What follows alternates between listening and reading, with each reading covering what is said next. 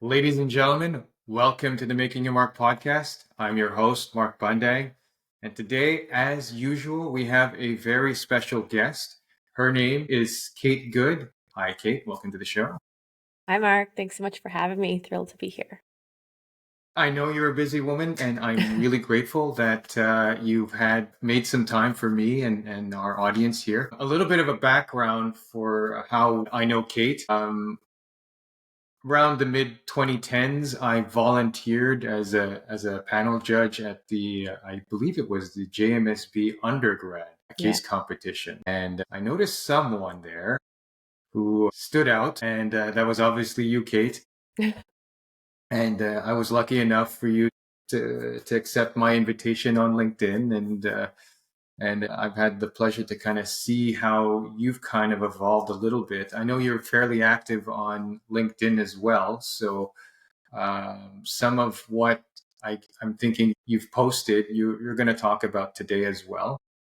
For the benefit of the audience, Kate, can you kind of relay a little bit of your background and where you feel you've made your mark?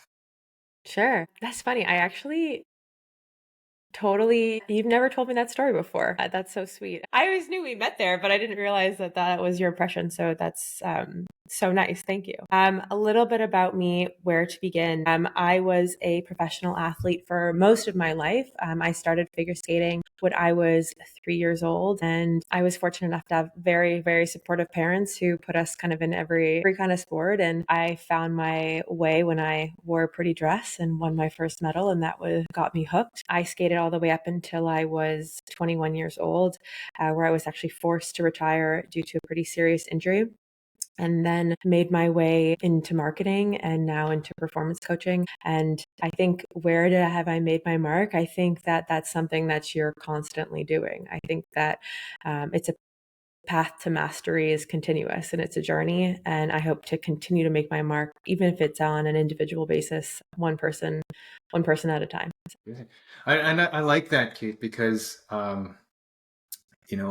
you can have achievements. Some people like to live in the past sometimes, and then they look back on their glory days. Yeah. Um, it's a testament to someone like you who kind of like, you know what am I going to do now? What am I doing next? And it's always going. It takes quite a bit of energy to do what you do, actually, I'm sure. So I know you hit upon the athlete part. There was a transition. Can you walk through a little bit about your experience of that kind of forced retirement? Sure. So I was 21. I had just skated at our first World Championships in 2011. We were the first team in the history of the country of Denmark to ever make it to the World Championships and qualify for the Olympic Games. It was really at a peak in my career. I was never one of those girls who was an athlete that was the one that was going to make it. I was like the chunky little girl who just loved to skate. So for me, it was really a testament of self-talk. It was really building confidence over time. I was not always someone who was confident and had that belief in themselves. So that was something that I built over time and really bloomed quite late. And so for me to have reached that level was something that had always dreamed of. And so we were skating because I skated for Denmark, which is a very small country in terms of the skating world. It was a big deal for the country because they'd never had a team that had ever reached that level before. So shortly after that, we were skating in Italy, just training in between the seasons. And I was in this arena that was freezing cold. And I was doing a split lift, which is his legs are like this and my legs are split across his body, and my hip just popped. And I was in obviously excruciating pain. We ended up finishing out our season skating through the injury. But after a little bit of time, I just was at a point where I couldn't even walk for 10 minutes without being in complete agony. And what I had realized was I had 2 tears in my labrum, a tear in my hip socket. They ended up having to go in and shave down my femur and my hip socket and repair the tears. And they made this small little X in my IT band, which allowed my hip to have more movement. And so the first surgery happened in September of 2011. And 7 weeks later, I was skating better than I had ever skated in that year since the original injury. And the crazy part is we had originally written off the next season. We said, we're just gonna not compete. We'll just train. We'll get back healthy, and then we'll go next year. But we were skating so well that our coaches were like, let's go. And I was like, let's go. Like, I feel fantastic for the first time in so long. And then shortly after that, the pain came back. And I was, as you can, for anyone who's been injured, even if you're not a professional athlete, there's so much like anger and frustration, and the mental side of it is so exhausting, and being in pain all the time really affects your whole life ultimately. And I feel that I remember just being so angry in a place where it was probably one of my like weakest mental moments, and I really had to use those tools that I had like found to use over the course of my career and pull myself back out of that, because I was in the why is this happening, why is this for me, like all of that. And it ended up being the reason that my career ended. I did MRIs, x-rays, you name it, couldn't find anything. And so the doctors gave me a choice. They said, you can either walk when you're 30 or you keep skating. And in those moments, or in that moment, I remember I was sitting on the fourth floor at JMSB when I had to call my coach and tell them, I just can't do this anymore. I'm done. And it was probably one of the lowest moments of my life, because all of a sudden I go from being, I am a figure skater, to I'm a student, I think. I don't even know yet, right? And so that was a big identity shift for me. And I think that for anyone who has either changed careers or puts a lot of emphasis on the thing that they do being who they are. So like, I am a salesperson, I am a marketer, I am my job. It could be a very dangerous statement for you to use, as it was for me, because for me, that thing became me, and every win was so personal, and every stumble was an existential quake. So I think that that's something that I've learned throughout it, was that you can do the thing that you do, but don't become it. And for me, it took me 4 years to go back in a rink, even longer to really connect with my competitive spirit. And what I learned through that was that I was more than my sport, and I always was. But I think that that's something that if you have young kids who are athletes, be conscious of the fact that their identity should be tied to who they are as people. So I figure skate versus I am a figure skater. Was one of kind of the biggest learnings through that transition. That's interesting. I have a few questions about that one. One Sure. is, when you're growing up, and obviously like your identity was, I'm a figure skater, not I figure skate. Why is it that? Why not from the beginning build I figure skate? I figure skate well, as opposed to I am this. I think that's right. That's what it should be. But I think it's so easy to become attached to exactly what we do as the person that we are. And I think that comes from the way that also society just looks at it. Like, I remember going to every Christmas dinner, and people weren't asking how I was, they were asking, how's my figure skating?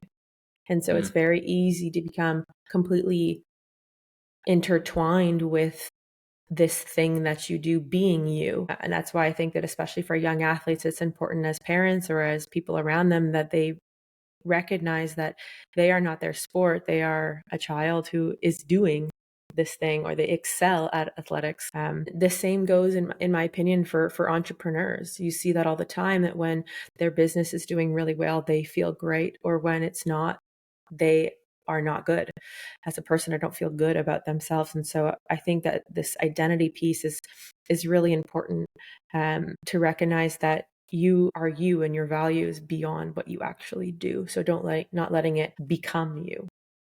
And do other athletes, or like at least at your level at the time, do they have that same struggle, or do some of them actually come out with that, or do they get raised with the mindset that you arrived at eventually?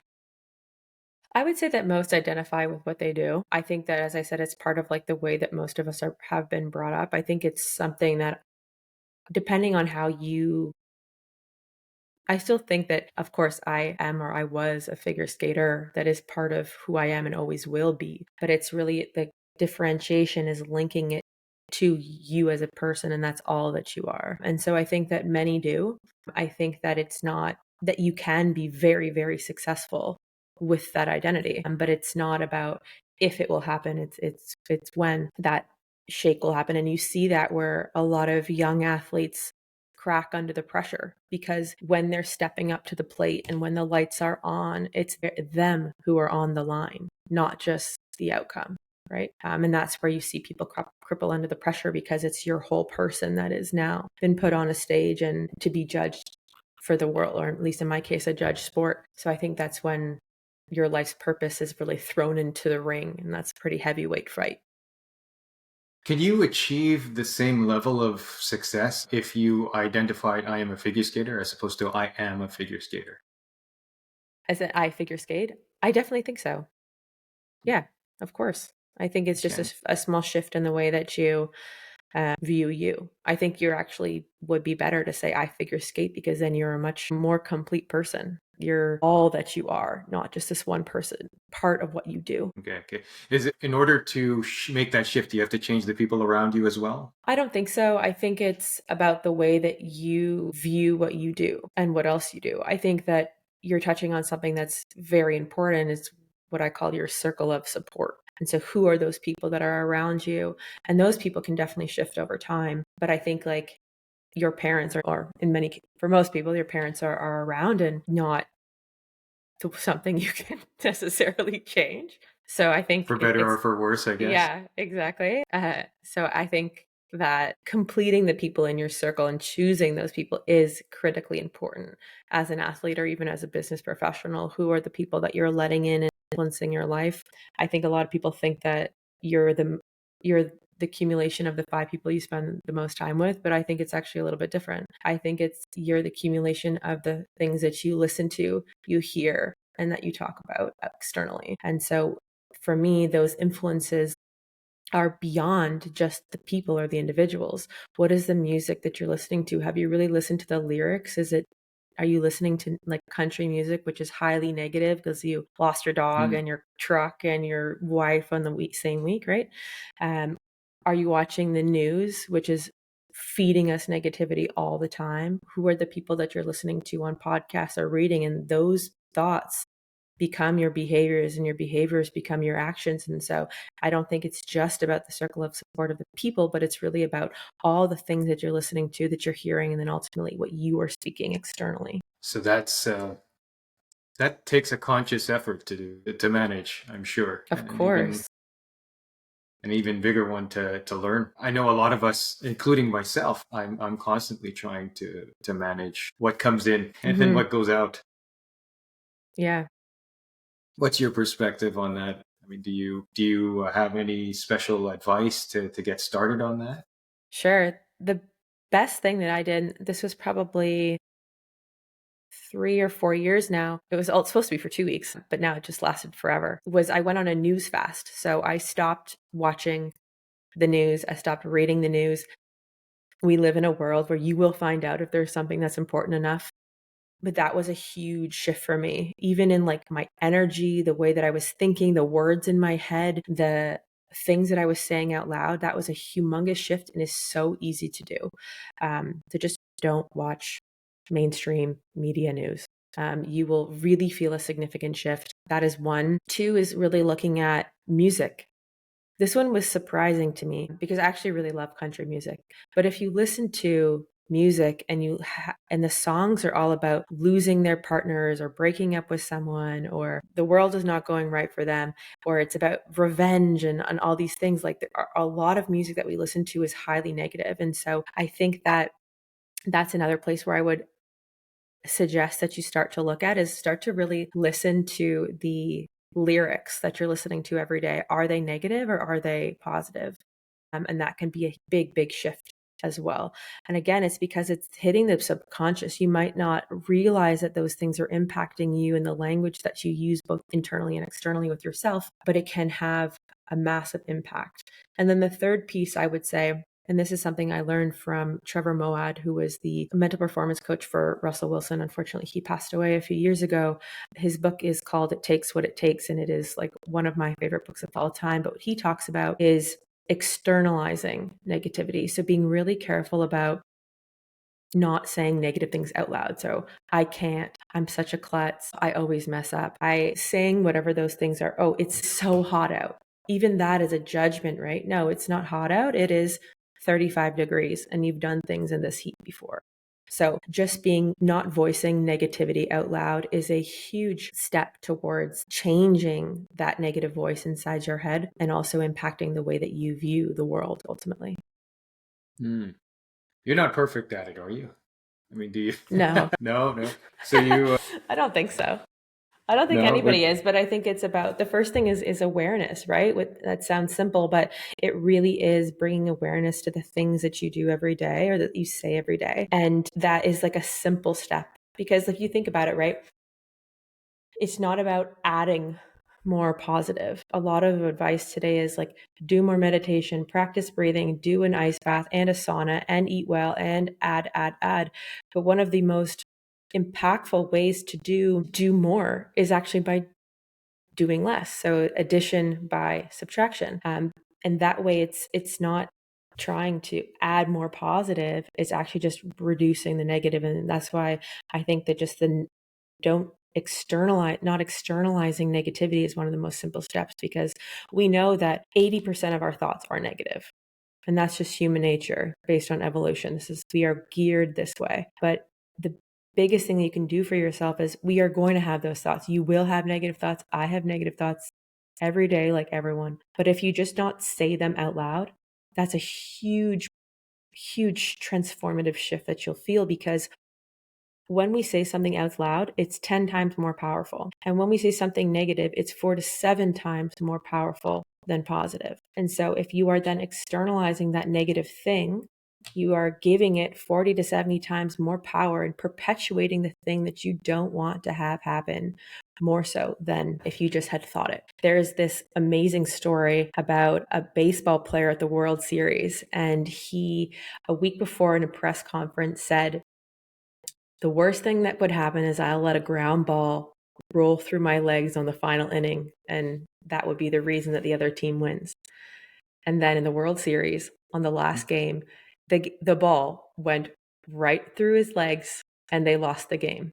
And so by him saying it, did that make it happen? No, but subconsciously, he had a seed in the back of his mind where he planted this little voice that could happen, that's a possibility. And so he did perpetuate it potentially happening. And so I just think it speaks to the mind is just so powerful in so many ways that we don't even know or understand. And so I think that that's one of my biggest pieces of advice and what I use with all my clients at the very beginning is that removing negativity from the way that you speak. So practicing non-negativity.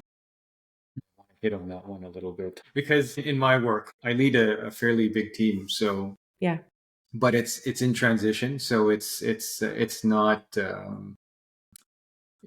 it's used to working a certain way in a certain culture, and I'm trying to change it a little bit. And one of the things that they like to do is vent, right? That's their Ooh. mechanism for dealing what's negative inside. They let it Mm. out, right? Mm. So how do you, if you're not going to let it out, as you say, if you don't express it that way, it's Mm-hmm. trapped in there. What do you suggest for those people as the Mm. first step? Great question. I read some research around this recently where they were trying to prove whether venting was actually a positive connection, like helping people bond versus not. And although it feels good in the moment for that bond, it actually long term breaks that relationship and makes both individuals feel like their relationship is based on negativity and not actually moving forward together. So venting, or you could call it clearing if you like, but the way that I would advise people to do that is write it down.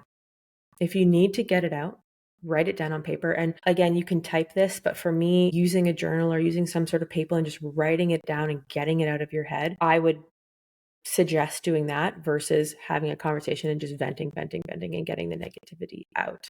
Have found that works really well for me, especially if I'm really in my head and thinking about a lot of different things and not in a good way and getting caught in the stories that I'm telling myself. And from there, I say, okay, you know what? I'm going to take out my journal and I'm just going to write it and do it with stream of consciousness. So don't think about it. Don't edit it. Just write every word that comes to your mind and get it out on paper. And I've always found that that's given me so much more clarity after, and I don't feel like I have to vent that out. The other thing that I would think about too is I think that frustration, which is a lot of venting, is Mm-hmm. ultimately just unmet expectations. And so if you dial that back, were those expectations communicated beforehand to your manager, to your team, to yourself, right? And so I think that to get to a place where you're not feeling like you have to vent, what are the expectations that you're setting? Or what do you need to say to which people, even to yourself, before you get to that point? Because a lot of, as I said, frustration is really about having your expectations not met. Because either A, you didn't communicate them clearly enough at the beginning, or B, expectations weren't communicated to you clearly enough about whatever the thing is you were supposed to do. So I would try to challenge them to take it a step back and be more deliberate about setting expectations on both sides and being honest with yourself and with people. And that's a very hard thing to do, actually. I'm mentally writing that down, and I will replay this. Oh, because it's very useful. I've got to apply this. I think it's something that people need to learn to Mm, do, including myself. I'm human like everyone, so I yeah. vent on occasion as well. I've learned to manage it myself too, and part of what I do is, or I've practiced in terms of mindfulness is, and it's not adding the joy, not adding the positivity either. It's just Yep. finding what's there, like Mm-hmm. the joy in Neutral. what's happening now. Yeah, the joy in what's happening now, minus our opinion of it, like, and that's Exactly. The judgment. exactly. So I've learned to be at peace with whatever's going on and not react to it. Mm, But it's not an easy thing to teach either. It's I don't know if that's something that everyone will be able to master equally. mm. But what do you think about that? I think that it's an ongoing practice, like mindfulness, like anything. Like these things are not something that you're going to just change right overnight. They are going to be things that you need to constantly catch yourself. The same thing with me. Like those are things that I've practiced for a long time and will always need to get better at. But it's that intention to be that way. And also catching yourself when you have done that thing, right? Like, I was really just hating on the weather. Why? Like Mm, that's a judgment, and like it's a simple one, but it's going back to what you just said, which was like focusing on what is that neutral. It's what exists actually between positive and negative is the truth, right? What is the hmm fact? And if I can bring myself back to the fact and what is in the middle between those two things, it is there that I can then make the next decision, the next right step, because it's based not on my emotion, not on bias, but based on what is in this moment. Okay, we're down this quarter by $5 million. What is the next right step to get us there? Versus we're never going to get there. There's no way that this is going to happen. No, there are 17 days left in the calendar year. This is what needs to get done. How are we going to do that? So it's just a small, very, very, very small shift in going from the negative or even the positive to what is, and then how do we take the next step to move forward. So it takes you from emotion and bias to action, which is where your brain can then be in the place to really make change. And I'm guessing back when you had to make the call to your coaches that you were not going to Mm, continue, yeah. that I imagine that you didn't have that mindset at that moment, did you? um no, I think in that moment when I had that conversation with the surgeon, I was one in shock, and two, then he was being neutral, right? He said the facts are, you can walk when you're 30 years old, or you can keep skating. Those were the facts. And so the choice that I had to make from that fact was, do I want to be able to have a life beyond this sport? Yes. Have I done most of the things that I wanted to achieve in this? I competed at 4 world championships, qualified for the highest level of sport, though I never competed at that level. I had done what I wanted with the sport and then realized that there is much more to life than sport. And I think that in those moments, those were the statements that were true. Can I do hard things? Yeah. Can I recreate my identity? Yes. Like all of those things were the facts. And I think it goes a little bit back to having the confidence to do that. And I believe that confidence is just the components of the things of the past things that you've done before. So even though I'd never been a student or never had to restart a career before, I had started a career in skating. I had switched from synchronized skating to ice dance. That's a whole shift of career. They're very different disciplines. And so if I look back and said, you know what, though I haven't done this new thing, I have done parts of it before. And so if you can break down that new thing you're trying to achieve into smaller components of things you have done, it can give you that confidence or that belief in yourself to take that next step. And I truly believe that belief is earned. And so I used to say, I don't believe in myself. I have evidence. And I have evidence because I looked for it. I selectively curated the experiences from my past to create a space where I could think about that in a way that I have done these things before. And so I encourage people when they're trying to get into something new or try a new sport or try and test a new career or take on a new role, try to think about it as the things that you have done before and use those sentences with yourself that you have done those things. So, and I break that down into 3 areas. One is look for memories of success from your past. So what are the ones that you're going to bring forward, and be really selective, right? How do you think about your past? How do I even think about the last hour of my life? If I just walked out of class, what did I do right? Okay, bank that. The second piece is looking at the stories that you tell yourself in the present. So I'm good at this. I'm not good at this. Are they actually true? Are you just been, I hate doing this thing. I'm not good at mental math. Like, is that just a story that you tell yourself? Where is the evidence that that's true, right? We can really hold ourselves back by these stories that we tell ourselves in the present, because these beliefs are what structure our actions. And then ultimately our actions structure our results. So looking at the stories that you're telling yourself right now, are they true? What are they based on? And then the third piece is, how do I think about myself in the future?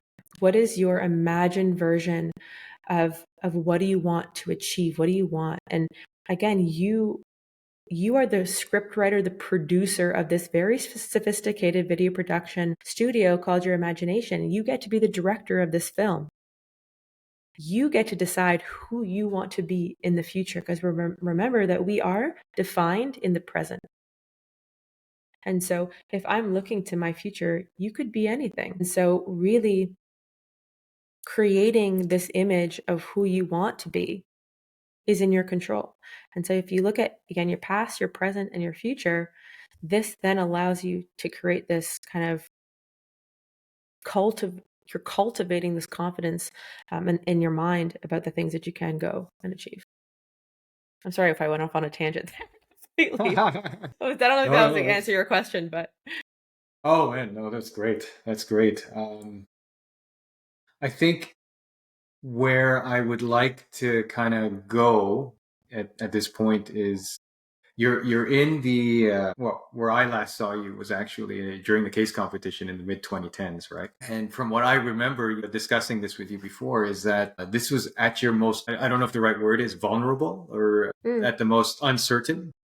Like how is the trek back to that confidence again? Like what was, like, say maybe the first sign that, you know what, this is my identity now, or I'm comfortable with whatever is happening right now? So there was definitely a time when I then wasn't going to the rink anymore, was no longer figure skating. I had to sign up for classes and be in a bunch of these classes. And I think that the first thing that's important is to also just acknowledge that grief and acknowledge the anger and the pain and the confusion. I think that's a really important piece of the healing. And I think that to our conversation before, which is surrounding yourself with people who either know you from the past or just are new friends, right? Like, I think one of the things that I found was I really want to just discover what other activities outside of sports. It could be like, it was a bit of creative. I started painting again, intellectual, going to school, entrepreneurial, like just finding new interests, and reinvesting in those things to figure out what exists beyond this, right? But I think what it came back to really was rebuilding that identity beyond sport was going back to my core values, right? Like what are the values that drove me to be a successful athlete, right? Two big ones for me are integrity and love. And I was very disciplined. And so those things translate into any area of life. And so I separated doing from being and looking at who I was as a person and not just what I had done. And I think I actually didn't tell anyone that I was a figure skater at that level for a very long time. It was only because a colleague found my Wikipedia page and shared it in our Slack channel that it became known. I think that was actually a mistake I made of shying away from that, and I've leaned into it much more now because it was really an important part of me and was true to me and all my values. And I think the other piece of that too is reframing that injury for me. So seeing it as not an end, but as a beginning. I now have time to do things that I never was able to before. Even like going to a school party. I never went to one before that, right? Like, so I got to see like all these new avenues that I could explore. And I was really fortunate because I was in a marketing class and doing a presentation. I was like, ooh, this is like a stage. Like I get to present again. And there was a girl sitting in the back of the class and she like beelined for me after, and she said, you need to do case competitions. And so I was really fortunate to find an avenue or a new thing to reinvest my competitive spirit in. And then that ended up taking me into getting hired at Lightspeed and ultimately helping take them through to IPO. So it all, I think in the most vulnerable or like the most lost moment of my life, I think it was that leaning on my family, really reframing the injury, being open to trying new things and seeing what else I liked, what else I was good at. And I got really lucky that I found marketing really quickly. And it was creative. It allowed me to get on a quote unquote stage and present. It allowed me to use my performer self. It allowed me to compete with something other than my legs, but with my mind. And so it showed me that I had much more capabilities than the strength of my body. So I think that was what it was. And this catapulting into the marketing, what are some of the things that you've learned in that arena that's new, that wasn't part of the athletic experience? Hmm. That not everyone is as intense as Ah, me. That was a big learning for me because competing in an individual as a team, but the two of us, we're technically like an individual team, is very different than competing in not even, you're not competing at that hmm, point.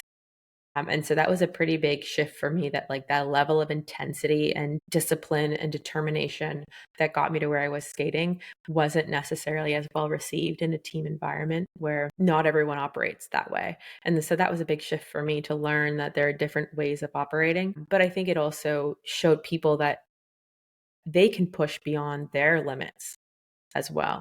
I had to change that from my I hold very, very high standards of myself. And I think that when you're around people that hold high standards or have high expectations, it can hopefully allow other people to raise to that as well, or show them that they can have higher standards of themselves and what is possible for them. So that was a big shift for me.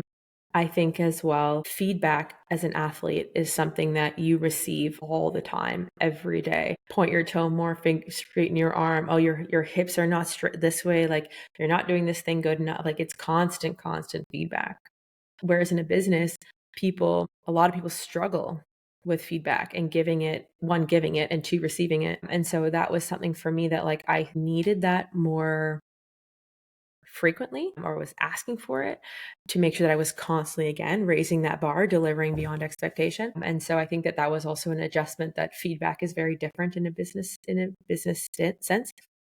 But again, that you can challenge your team and your managers to be more direct, to be more honest. And it goes back to our conversation around expectations. So I needed to be very clear about what your expectation of me and what was my goal. Like, what am I striving for here? Is it a promotion? Is it to take on more responsibility? So really finding inside an organization what was my individual goal and how then I was going to help the team achieve their goals as well, and then using feedback to get there more quickly. it's great. When I was just starting to work with executives as well, almost 10 years ago, The advice that the vice president gave me was, listen, I want you to speak. I was just starting out, and he said, I want you to speak with candor. Do you know what that is? He Yeah. goes, I go, no, I don't know. It's like, it's the truth with respect. So you always tell the truth, or at least what you think is the truth, Yeah. and do it in a way that people can receive it, but you have to do it. If you're going to get anywhere, if you're going to achieve anything, if you're going to move the needle, you're going to have to deal with what's really happening and then get around it, find a way to work with it, you know. And as a project manager, for a lot of my career, actually, my job was always to influence. I had very little authority unless it was borrowed from the sponsor of the project. And so I find that candor it's counterintuitive a little bit because, oh my God, you're whacking them with something very uncomfortable, you know, like something that like they don't want to hear, but you have to do it. And so when you practice candor, you'll be amazed at, once you get through it, what the team can achieve. You know, it's absolutely like things that they never thought they could do. The truth is, you were in denial of this truth, you know, and that was preventing you from actually, no, I can present in French in front of a Quebecois crowd, you know, like even though I'm an Anglophone, you know, you can do it. It may not be great at first, but it might be better than you think, you know. Totally. And ultimately, people care that you tried too, right? Especially the French. especially. They love it when you just trying. Like they know they know it's hard, but I think there's so much appreciation there for doing that hard thing. And I think what you just touched on again is that component of the story that you were telling yourself, right, in the present, which was that I can't present in French. And is that actually true? That's great that your manager was giving you that candor and saying, what is that based on? Your own belief or actual evidence, right? And pushing you beyond that, which I think is really beautiful. I think one of the other things that you made me think about was the environment that you're creating inside your team. So culture is not aspirational, it's observational. It's based on the behaviors that the executives are doing, the behavior that the senior managers and then all the way down are actually showing. And so one of the things that I took from the skating world is my coach used to always say, and her name is Stephanie Hanlon. She says that high performance means low tolerance, and excellence means zero tolerance. And so if you are not coaching a behavior, you're tolerating it. And so getting really clear as a team on what you do not tolerate.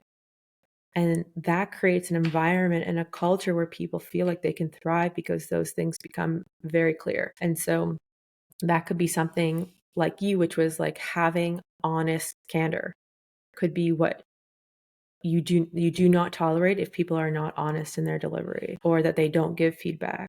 Or maybe it's you've decided you're taking a stance against gossip. Or maybe it's a stance against not talking to customers. Like you have to be talking to customers, like really defining what those rules are inside your team and that you operate within, because that is the only way that high performance can exist, is being very, very clear on what you tolerate. And that is also individual. So that could be like going back to the top of our conversation. I am not going to tolerate negative self-talk. That is what I'm deciding for myself this next year, is that I'm not going to externalize these negative thoughts that I'm having. How do I shift that? And so that starts also about starting to build and cultivate that confident mind, giving yourself the tools to say, okay, at the end of every day, I call it like a daily ESP. And I do this with my family around the dinner table. Where did you put effort? Where did you have progress? And where did you have success? And that just starts slowly banking these moments so that when you do have those self-doubt moments, which we all will, how do you very quickly reframe that? Okay, you know what? No, I actually put a lot of effort into, I don't know, cleaning up the house today. It doesn't have to be like these massive fancy things. Like it's small pieces of effort. I prepared better for a call that I had today. That was a really big piece of progress for me. Or I had success because I spoke really eloquently on this call and my point was understood. That was different for me today. So just looking for these small moments of success, of effort, and of progress, because then your mind starts thinking this way and looking for them. And then you start changing that negativity in your mind, because I'm no longer just looking for the negative. I'm looking, again, I'm cultivating, I'm looking for the evidence that I can believe in, so that when I have those moments of doubt or when I'm trying new things, I can go back to, oh no, I did do really good on that call today, or I did present really well. The client really understood what I was trying to sell today, because I changed something in the way that I sold it, or that I prepared better because I did research on their company in a different way, something like that. I want to go to the last part of the last experience that you might want to be able to share. You had a very, if I understand, I mean, obviously like the athletic part of your career or life, and then there was this achievement in marketing as well. You Mm-hmm. spoke a bit about your time at Lightspeed, but you've made a recent transition, if I'm not mistaken, right? Mm-hmm. You want to talk a little bit about that and why you ended up there, and what are Sure. your aspirations for that? So the transition that Mark is referring to is transitioning from um, marketing to, well, I'm still doing marketing, also starting to coach on the mental performance side. So both elite athletes and other high performers across multiple industries. And the transition for me stemmed from, so when I was um, skating at my peak, about 60 days before World Championships, my mom suddenly passed away. And I was 21 years old and just completely shattered. My whole world was distraught. And my mom was someone who really believed in me more than anyone, and who I relied on for a lot of that belief, and just in so many other ways.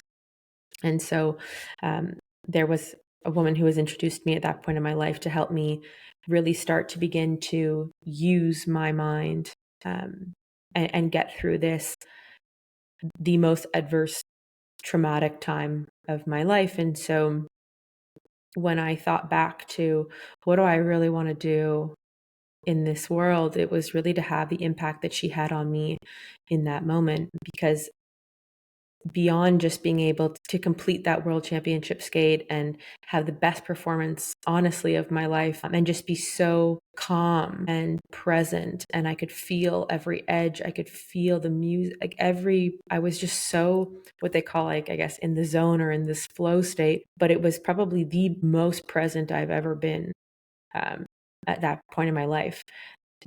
Beyond any medal or any title that we could have won, what she helped me unlock was the power of my mind in that moment. And I realized that no matter what else would come in my life, that I would have the tools to know how to use my mind properly. And I think that it's something we are not taught as kids. We are not taught even as adults on the power of it. And so I was trying, or am trying now, is to really bring this knowledge to the world, because I think that so many people can benefit of it. You don't have to be a professional athlete to train your mind like one. Everyone needs to train your mind, because it is part of our most critical moments. And this can be anything from acting in an emergency or just trying to perform well at work. Your mind is your greatest asset if you know how to use it. And so the shift was going back to the way that the things that she allowed me to achieve in the most challenging times of my life, and wanting to bring that to the world ultimately. And I had a recent moment where it really struck me of how important it is, and why this mission of mine to help people trust themselves more is so important. So my son had a really big accident at daycare in October, and he fell on a flower pot at daycare and cut his entire forehead all the way to the bone and chipped his bone. He's 1 year old. And thankfully I was there, but essentially everyone around went into panic mode, just froze, and had no idea what to do. And I went back to my training, went back to neutral, and said, okay, what is the steps that I need to do? And I went into this action mode, picked him up, put pressure on the wound, kept him upright, and he's bleeding. First of all, I've never seen so much blood just everywhere. Covered, I was covered, he was covered. And so I was able in that moment to really go into action mode and do the things that I needed to do to put him in a place of safety and get him the help that he needed. And I had just really never been so thankful for all this training that I had had. And so it really made me realize that this training your mind makes you better, yes, in sport, definitely makes you better at business, but it really makes you better in an emergency.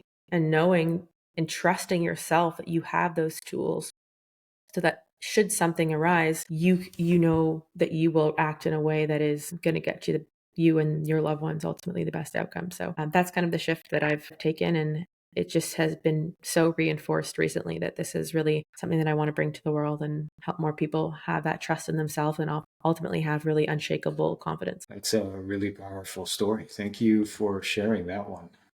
Yeah. Well, actually, it's all powerful, to be honest. um, you weren't kidding. A bit intense. It's but you know what? One of the things that I take away from this experience talking with you is um, the stories that you tell. You know, that's one thing that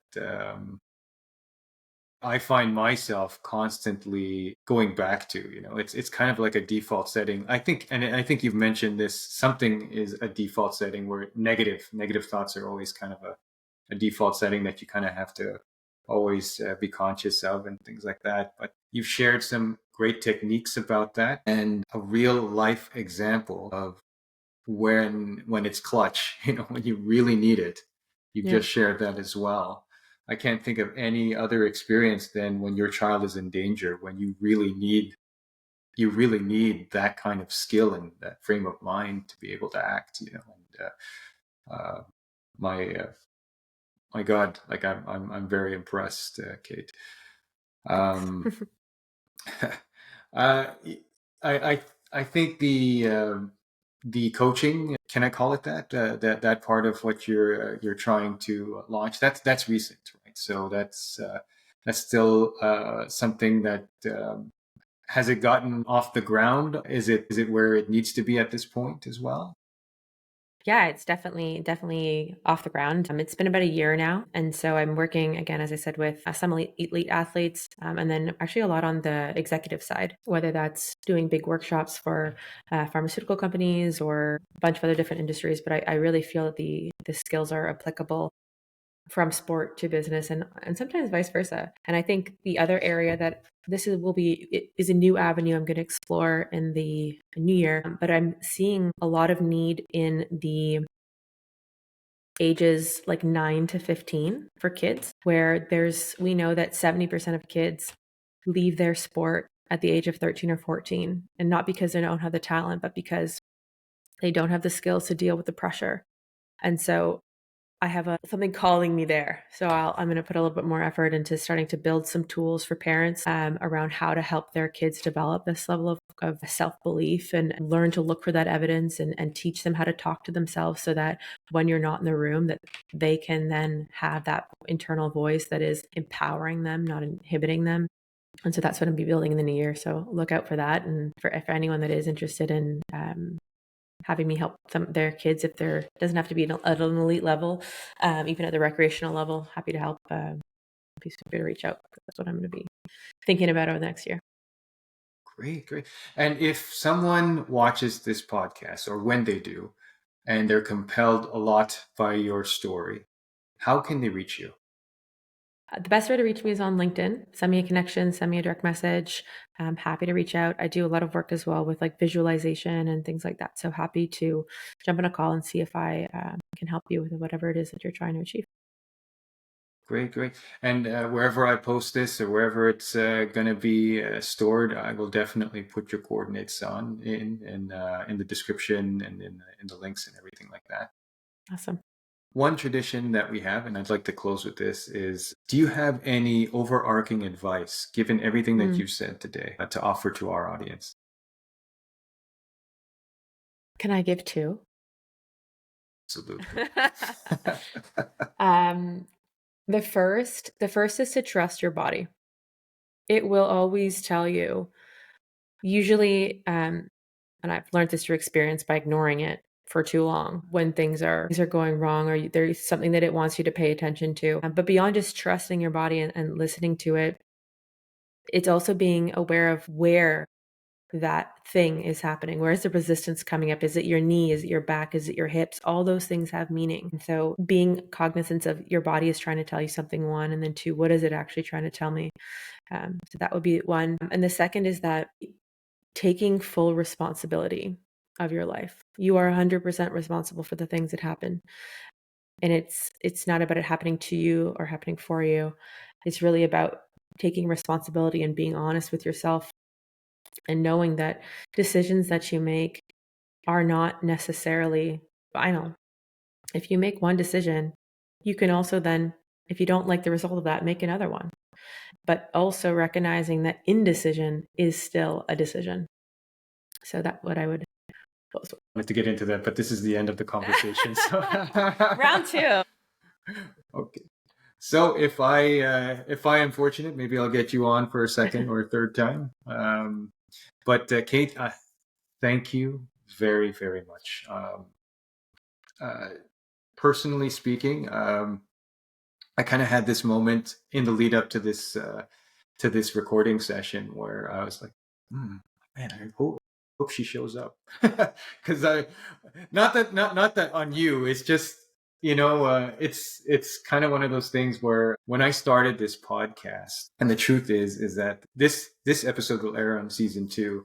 But before even season 1 started, I had seen your posts on LinkedIn and your story a little bit, and what kind of achievements you've had. And I wasn't sure if you were going to be able to make time for this podcast, but I am so grateful that you did. And I'm glad I asked you, because you have a lot to share. Obviously, you've lived quite a life. And what I admire about you is that you're so free-spirited to give it, like you're willing to share and help people. And this new mission that you're on, I wish you all the best on it, because I think it's really needed. And I know that you'll succeed on it.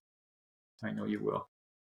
Thank you, Mark. So I really appreciate the kind words. Thank you for having me. And with that, everyone, thank you very much for joining us, and look out for the next one as well. Take care. Bye. Hey, thank you very much. If you made it this far to the end of the podcast, I really want to thank you from the bottom of my heart. We're just starting out, so it would help if I could just ask one more thing of you. Please subscribe to this channel and share the podcast, share the episode on any platform you can.